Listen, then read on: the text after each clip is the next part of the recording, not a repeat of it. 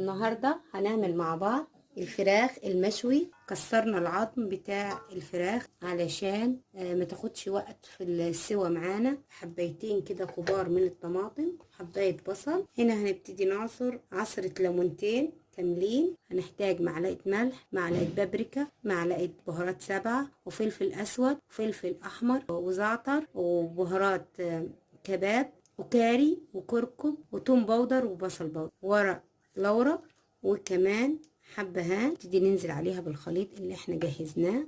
هنبتدي نتبل الفراخ بتاعتنا بالتتبيلة دي كويس. اغطيها وهدخلها التلاجة التاني يوم الصبح. هنشعل الفحم، نبتدي نحط الفراخ نشويها. طبعا هنقلب فيها باستمرار علشان ما تتحرقش. الفراخ بتاعتنا بدأت تتحمر معانا اهي. تحصلي على نتيجة زي الجاهزة واحلى كمان. الفراخ بتاعنا بعد ما استوى معانا